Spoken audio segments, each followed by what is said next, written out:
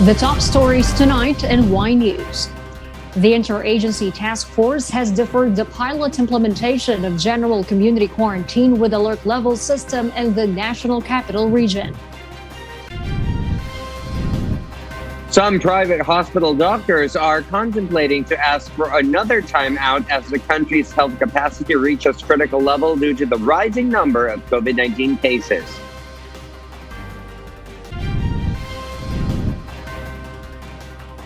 The jobless rate in the country has dropped as more Filipinos were able to find work in July despite the lingering COVID restrictions.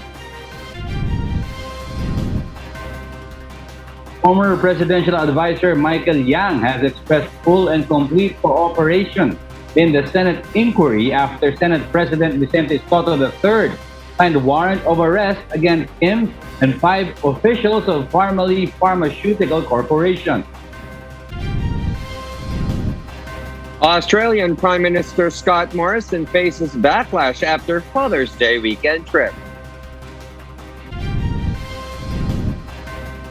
China's Weibo has banned the fan account of the popular South Korean boy band BTS from posting on the social media platform. Good evening, Philippines and the world. We are now reporting live from Quezon City. Today is Tuesday, September 7, 2021. I'm Herline Delgado.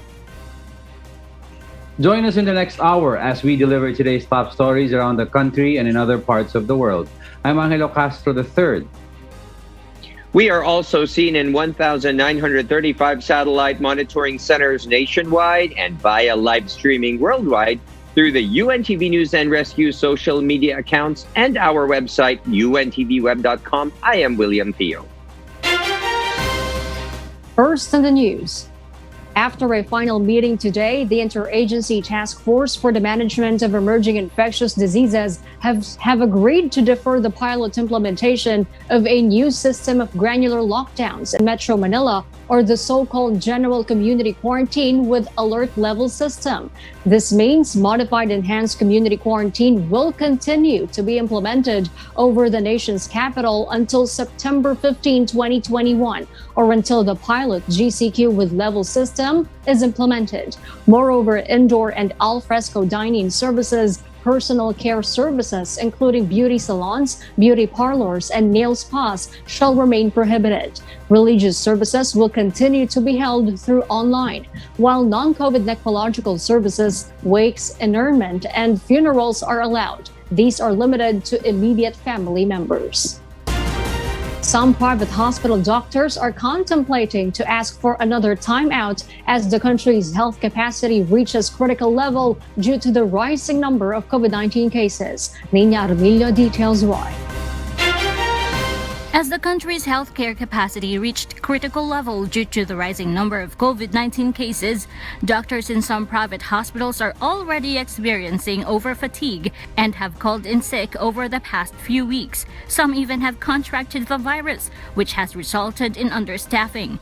In the Philippine General Hospital and the National Kidney and Transplant Institute, some doctors have even resigned. More than anything, we need warm bodies, doctors, regardless of specialty, to be able to man the post.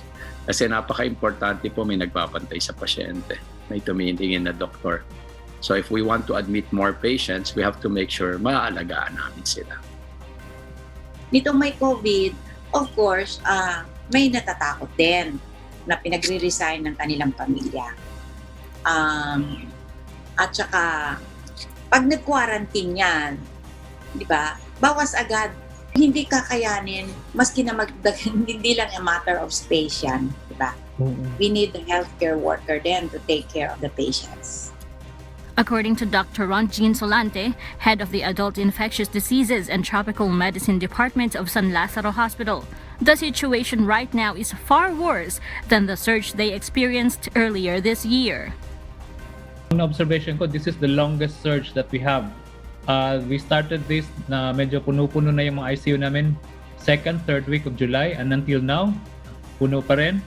So kaya nga it's something na talagang nakakapagod, no? Compared nung last March, after nung nag-ECQ or MECQ ba 'yon? drastically bumaba ang kaso, no? Since last 3rd and 4th week of July hanggang ngayon, punong-puno kami, hindi na kami bumaba sa 130.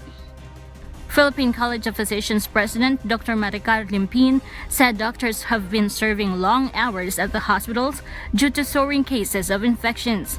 Aside from these, they are also experiencing emotional burden for not being able to accept new patients. Masasabi ko talaga na nakakapagod na. I think yung mga kasamahan ko sa NKTI, sa San Lazaro, no, you've talked to them and they would probably be feeling the same thing, no? Kasi pare-parehas kami ng experience. Based on the DOH data, 32 COVID-19 referral hospitals in the country have already reached 80% in bed occupancy. And if the increase in cases continues, the utilization rate could reach up to 100%. That could lead to the collapse of the country's healthcare system. Nina Armilio, UNTV News and Rescue. We serve the people. We give glory to God. Meanwhile, several desperate COVID-19 patients are now turning to black markets to buy a vial of the Tocilizumab injections, a drug which is used as a treatment for critical to severe COVID-19 patients. However, the prices of each drug could reach to 75,000 pesos or more, according to an infectious disease expert. Aiko Miguel explains why. There is a worldwide shortage of the Tocilizumab, a repurposed drug used to treat COVID-19. In the Philippines, several hospitals are now using the arthritis drug baricitinib as a substitute. The head of the Adult Infectious Diseases and Tropical Medicine Department in San Lazaro Hospital, Dr. Rodgin Solantes said, "Sadly, some people are taking advantage of the situation. Some patients who are desperate to find a drug resort to black market." Nagte-text lang sa kanila, may mga contact sila sa mga pasyente rin, no? Mga fellows ko na pag sasabihin nilang wala kaming stock ng Tocilizumab, and then kinikwento ng mga pasyente na they were able to buy it like 70,000, 75,000, no? Even in private hospitals, pag walang Tocilizumab, nagawa ng paraan ng ibang pasyente, but kinikwento nila na mahal pala nitong gamot na to because they bought it like 70,000. Now, which is only like 25,000 ang original price. Based on the DOH Department Circular Number 2021-0291, the maximum retail price of Tocilizumab ranges from 8,303.57 pesos for 80 milligrams over 4 milliliter vial to 25,726.81 pesos for a 400 milligrams per 20 milliliter vial. The Philippine Food and Drug Administration in a message said that prices of Tocilizumab should be within the price range set by the DOH. People are encouraged to report to health authorities those who are selling overpriced Tocilizumab. Aiko Miguel, UNTV News and Rescue. We serve the people, we give glory to God. The Department of Information and Communications Technology defends the creation of our digitalized documentation for COVID-19 vaccination. The ICT Undersecretary Manny Kaintik explains that VaxCertPH is the system earliest to adhere to the World Health Organization, among other countries. Asher Kadapan Jr. tells us why. Issues on why VaxCertPH was just created months after the onset of COVID-19 vaccination rollout were raised in a press briefing with the Department of Information and Communications Technology today. VaxCert is an online portal which provides information certifying that an individual is fully vaccinated. Its soft launch started yesterday, limited to those who had been vaccinated in Metro Manila and Baguio City. Overseas Filipino workers and other Filipinos who are already scheduled to go abroad are being prioritized. ICT Undersecretary Manny Kaintik, however, justifies the efforts of the agency, stating that the online portal was finished way before the World Health Organization released such directive to its country members. I'd like to correct first the perception that the vaccine certificate is late. As I said earlier, even before the World Health Organization standard on digital certificate came out on July 27, we have been one of the very early countries who have already tried to adhere Kaintik further explains that what has become challenging since its creation is perfecting the transfer of data while the local government units continuously vaccinate more people. The DICT asks the LGUs to religiously submit the data as they vaccinate citizens on a daily basis. Inaalam namin, winawasto namin, ini-improve namin muna ang proseso para pagdating sa national launch, na perfect na natin at naiwasto na natin ang ating mga proseso. Bigyan lang tayo ng ilang linggo at magbubuksan din naman. Navota City government has been the first ones in Metro Manila to launch the VaxCertPH booth, where they were able to release certificates to 30 individuals on its first day. 2 individuals encountered problems due to absence of data on the system. Sa ngayon sir, sa amin, given kami ng 48 hours po para i-submit po yung correction. Pero the time na makita po namin yung needed to be correct, i-address po agad namin sa DICT sir. Ang response po ng DICT, doon po kami magdidepende sir. The DICT anticipates opening the VaxCertPH to the general public in October. Asher Kadapan Jr., UNTV News and Rescue. We serve the people, we give glory to God. The jobless rate in the country has dropped as more Filipinos were able to find work in July despite the lingering restrictions. The unemployment is the lowest since the pandemic started last year. Ray Pelayo explains why. The Philippine Statistics Authority or PSA reported that the unemployment rate eased to 6.9% in July from the 8.7% recorded in April. The figure translates to 3.07 million Filipinos aged 15 and above with no jobs in July amid the eased lockdowns. The sectors that contributed to the unemployment include administrative and support services, construction, education, arts, entertainment, and recreation, as well as the professional, scientific, and technical sectors. Talagang nakita lang na maraming nagkaroon ng trabaho, kaya bumaba ang ating unemployment rate sa 6.9% itong July compared sa 8.7% noong April, and I think the past months nasa 7.7% tayo. So talagang marami naman ang nakahanap ng trabaho. The agency also noted that the country's employment rate in July was placed at 93.1%, which is the highest since the pandemic started. Meanwhile, around 2 million Filipinos said they opted not to join the current labor force. Nakita namin na mayroon tayong 7% na ang rason nila ay dahil sa COVID-19 pandemic, that is 5.9 percentage points, at mayroong 1.1% na nagsabi na mahirap makahanap ng trabaho kaya hindi na sila nag-participate. The Department of Labor and Employment is working with private sectors to generate 1 million jobs this year and bring back the labor market. Ray Pelayo, UNTV News and Rescue. We serve the people, we give glory to God. The Department of Health, or DOH, today reported 18,012 new COVID-19 cases, pushing the nationwide tally or confirmed infections to 2,121,308. The DOH said the latest tally pushed the number of active cases to 158,637. Of this, 92% are mild, 2.49% are moderate, 3.4% are asymptomatic, 1.4% are severe, and 0.7% are in critical condition. The DOH said all accredited testing laboratories were operational on September 5, but 13 laboratories failed to submit their data on time. Meanwhile, total recoveries climbed to 1,928,173 after 18,945 more patients recovered from the viral disease. The death toll rose to 34,498 with 168 new fatalities. Meanwhile, the overall global COVID-19 caseload has reached to 221,163,251, while the deaths have surged to 4,576,410, according to the Johns Hopkins University.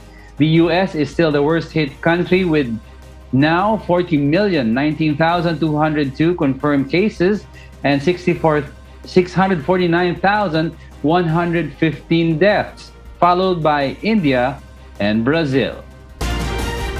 House Deputy Speaker Rufus Rodriguez emphasized that it's unconstitutional to lower the proposed budget of the judiciary than last year's budget. Nel Maribohok will tell us why. The fiscal autonomy guarantees that the budget appropriations in the judiciary may not be reduced below amount for the previous year. This is what House Deputy Speaker Rufus Rodriguez explained after the judiciary presented their proposed budget for 2022.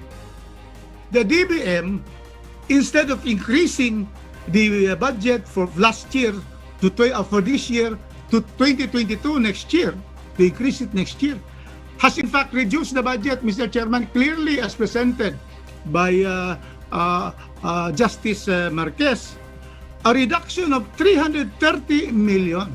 And of course, Mr. Chairman, all of us would know that Section 3, Article 8 of the Constitution states that we cannot have a budget lower than the previous year. So directly, the budget given on the judiciary is unconstitutional. The judiciary's approved budget for 2021 is 45.31 billion pesos, and the budget approved by the Department of Budget and Management for 2022 is only 44.98 billion pesos. This is much lower than its original proposal of 67.28 billion pesos. Supreme Court Administrator Midas Marquez agreed to Congressman Rodriguez's explanation about the unconstitutionality of the allotted budget for 2022. Marquez appealed to lawmakers for additional 7.47 billion pesos as this will have impacts in their court operations. Pagka medyo hindi po natin nakuha, no, yung hinihingi po nating 7.47 billion, medyo mahihirapan po tayong patakbuhin ng maayos ang ating hudikatura. Hindi po natin maseswelduhan yung mga dapat pa sanang talagang mga judges at large, mga court groups, dapat po nating upahan kasi nagkaroon po tayo ng mga newly created courts at newly appointed judges. Mawawalan po sila ng courtrooms, no? Some of the lawmakers expressed their support in the move to increase the budget of the judiciary. Nel Maribohok, UNTV News and Rescue, we serve the people, we give glory to God. In other news, the country's inflation rate jumped in August amid the worsening situation of the country facing the COVID-19 pandemic. Ray Pelayo details why. The August inflation accelerated to 4.9% in August, the highest recorded since the 5.1% in December 2018. According to the Philippine Statistics Authority, the rise in inflation was due to certain factors that affects the supply of goods in the country. The price of pork was high due to the impact of African swine fever. But Agriculture Undersecretary Cristina Evangelista said it has already gone down since the supply is gradually improving. Maganda po ang supply situation ng ating pork industry ngayon compared to dati. No? Meron na rin po kasing mga naka-recover na mga red zones, ngayon po ay green zones. Dire-diretso din po yung repopulation. No? Meanwhile, the adjustments in the prices of fish and vegetables also contributed to the increase, as well as utility rates such as electricity and water and the cost of services. But according to National Statistician Dennis Mapa, one major factor that caused a spike in inflation rate was transportation costs. Itong ECQ sa transport, nakikita na natin na tumataas talaga yung fare rate ng tricycle, ano? In the past months, ito talaga yung nag-contribute sa mataas na inflation sa transport index natin. The palace assures that the government is doing its best to lower the inflation. Ray Pelayo, UNTV News and Rescue, we serve the people, we give glory to God. Former Presidential Economic Advisor Yang is willing to cooperate with the Senate's inquiry, according to his lawyer. Meanwhile, government officials who were in charge of the purchases of alleged overpriced medical supplies maintain they did not favor anybody. Arlene Delgado will tell us why. Senate President Vicente Soto III has signed the arrest warrants against former economic advisor of President Duterte Michael Yang and 5 officials of formerly Pharmaceutical Corporation, which bagged billions of contract with the government. This after the Senate Blue Ribbon Committee moved to cite in contempt Yang and the formerly officials after their failure to attend today's Senate inquiry despite the 2 subpoenas issued to them. In a letter addressed to Senator Richard Gordon, lawyer Raymond Fortun says Yang has expressed full and complete cooperation to provide information with the committee. Fortun, who will represent Yang in the inquiry, says the former official apologizes for his absence during the hearing. Meanwhile, formerly CEO and Chairman Huang Tzu-yen attended today's hearing virtually. He says he is in his residence in Singapore and confirmed that they have asked by the condominium where formerly's office is registered to move out by the end of the month. He added that he had not been aware of the warrant of arrest against him by Taiwan authorities only until this March. I only received news of this supposed warrant arrest from my online searches. I've contacted the authorities with understanding with this since June. I've not received a reply as of today. Meanwhile, senators also questioned the purchase of medical supplies from formerly over local companies that repurposed their factories to manufacture face masks and other personal protective equipment. Tama ba yung conclusion ko? Napilitan kayo magbaba ng 2 pesos and 35 centavos? Nilinggis kayo ng sawa, so to speak. That's correct, Mr. Chairman. We delivered 74 million out of the 100 million at 2.35, 2 pesos and 35 centavos. It wasn't the original contract, but we completed our contract. Nalugi kami. So nalugi yung Filipino corporation na nakipagsapalaran, tiba-tiba, kaya matira ang masiba. I have to make that comment because nakakasuklam ang ginagawa nito mga taong ito. Government officials defended the move, saying that they did not favor any company. When we had a contract with EMS already, we stopped procuring from any entity already except from EMS. So, nag-antay kami sa kanila. June 1, nag-deliver sila ng 1 million. Ang problema, kulang yun. EMS is only developing the face mask. Our need then is the PPE, the full set. We directed the PSDBM to produce immediately because that's the need. We would like to correct the context that we never favored anybody. National Action Plan on COVID-19 Chief Implementer Secretary Carlito Galvez Jr. also maintained that there were no supplies at the time. That is why they offer free flights for Chinese suppliers to deliver the PPEs to the country. However, some senator asked why did the local manufacturer EMS had to import their own raw materials at their own cost. The Senate Blue Ribbon Committee will resume its inquiry with its 5th hearing on Friday, September 10. Jorlene Delgado, UNTV News and Rescue. We serve the people, we give glory to God. The Partido Demokratiko Pilipino Lakas ng Bayan or PDP-Laban Cusi-led faction will push through with their national convention tomorrow in Pampanga. Meanwhile, the Commission on Elections has received petition from Cusi's group against the Pacquiao-Pimentel wing. Dante Amento reports live. Yes, Dante? Harleen Cusi-led PDP-Laban Party Chairman President Rodrigo Duterte and Senator Christopher Bongo are expected to be physically present during the party's national convention in San Fernando, Pampanga tomorrow afternoon. Energy Secretary Alfonso Cusi says they will have some new party members from different provinces who will take their oath. The party is also set to reveal their complete senatorial candidates in the 2022 elections. They have to officially commit or tomorrow, no? Yun sa kanya. That's part of the process. That's the part of the exercise. So I don't like to preempt them. Although yes, we have been talking to them, and more or less we have the feelings of what will be the reactions. But it's best confused. Cusi's group assures the activity will not be a super spreader event.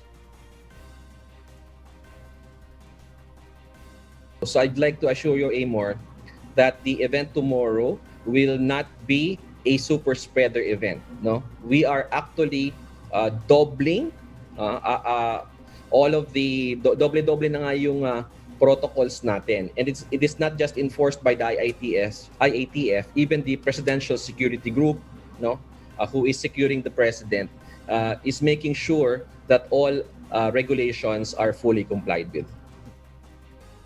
Meanwhile, COMELEC spokesperson Director James Jimenez has confirmed today that they received a petition from COSI faction.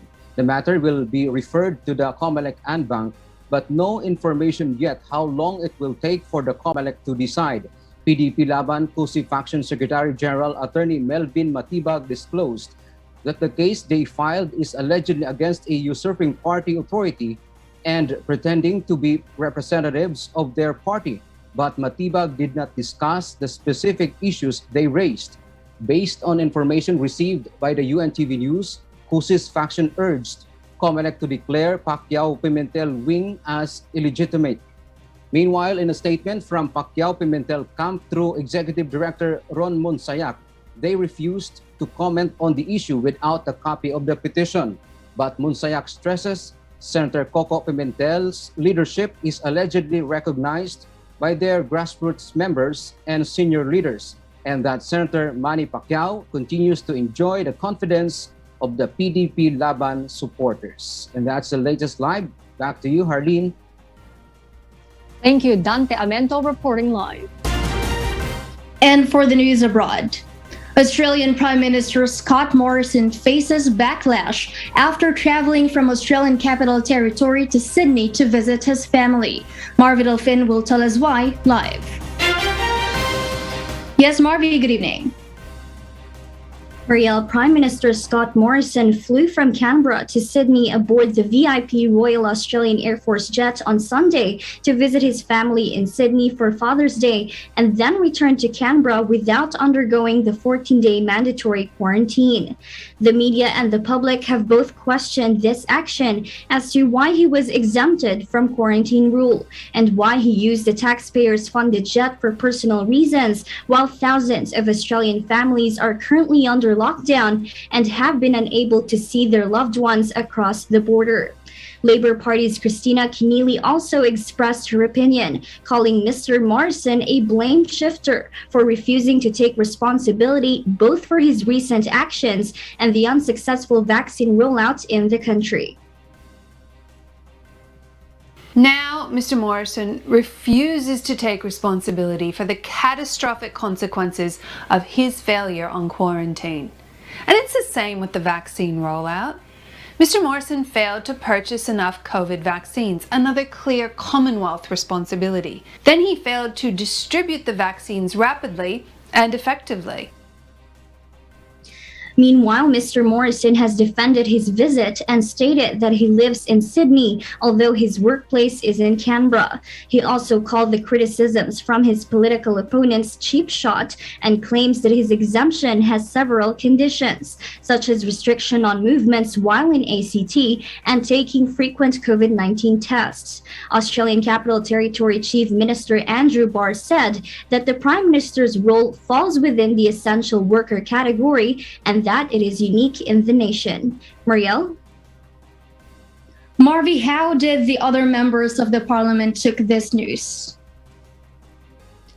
Marielle, other members of parliament were also displeased, particularly those ones who were stuck serving the 14-day quarantine, like MP Luke Gosling. Other than his political opponents, the public saw this action as unfair, and others were indeed quite emotional, as they have not been allowed to visit their loved ones for a while now because of lockdown. Back to you, Marielle. Thank you, Marvi Finn, reporting live from Perth, Australia. Canada's Prime Minister Justin Trudeau was hit with gravel thrown to him by his protesters on his campaign stop on Monday. Therese Longbowen details why live. Yes, Therese, please go ahead. Mariel, angry protesters who threw gravel to Liberal leader Justin Trudeau on his Labor Day campaign stop in London, Ontario, are mostly against COVID-19 vaccination and public health measures. The incident happened the same day Trudeau said he won't back down from those he called anti-vaxxer mobs. The Liberal leader said that he was hit but is okay, and compared it to when pumpkin seeds were thrown at him in 2016. Conservative leader Erin O'Toole on Twitter described the incident as disgusting and condemned the actions in the strongest terms possible. Trudeau's previously scheduled campaign rally in Bolton, Ontario last month was cancelled over security concerns caused by the rally's protesters. Aside from Trudeau, other party leaders also hold their campaign rallies as the September 20, 2021 Canadian federal election nears. Marielle? Thank you, Therese Longbowen, reporting live. Meanwhile, Michael Atkinson, also known as Outback or Outback Mike, has completed his Adventure 49-day extraordinary survival at sea. Aboard his hand-carved wooden canoe, which he built in his own backyard, he was sailed from the saltwater crocodile hotspot Townsville to Cape York. The 44-year-old former Australian Defence Force full-time pilot got this motivation from early Australian settler James Morrill, who survived a 42-day sea voyage off the Queensland coast in 1846. Across the 15,000 kilometers glimmering sheet of nothingness, Atkinson survived through fishing and lived off the land after his foodstuff supply prepared for the journey had run out. Atkinson is expected to turn his solo Great Barrier Reef expedition survival, which ended in late August, into a documentary. Meanwhile, days after a picture of an airplane with BTS member Jimin on it was posted on the internet, Chinese social media platform Weibo banned a fan account of the popular K-pop band due to allegedly raising funds illegally. The fan account has 1.1 million followers. Jimin's picture on a customized Jeju airplane was part of his birthday celebration, according to BTS fans. The fan club began raising money in April for Jimin's birthday and came up with a big sum in just 3 minutes, amounting to $150,000 and $360,000 in the first hour of the event. According to a statement from Weibo, it firmly opposes such irrational star-chasing behavior and will deal with it seriously. However, netizens find the 60-day suspension unnecessary. You know, my personal feelings is you need art and music in the world. And I also think it's great when people from, you know, different countries listen to music from other countries. In fact, this is something that affects a lot of business people in Korea. That China has been slowly closing their market to Koreans. So in my opinion, I see what they're trying to do by placing that ban on those fan accounts. But I think for reasons like irrational fan behavior, it's a bit much. Meanwhile, the Chinese social media platform also banned 21 other fan accounts for posting irrational star-chasing content. And those are the reasons behind the news in other parts of the globe. I am Maria Latoza reporting live from Perth, Australia. Good evening. And before we close, we will leave you with a final word, giving glory to God. From the book of 1 Peter, chapter 3, verse 9, it says, "Not rendering evil for evil, or railing for railing, but contrariwise blessing, knowing that ye are thereunto called, that ye should inherit a blessing."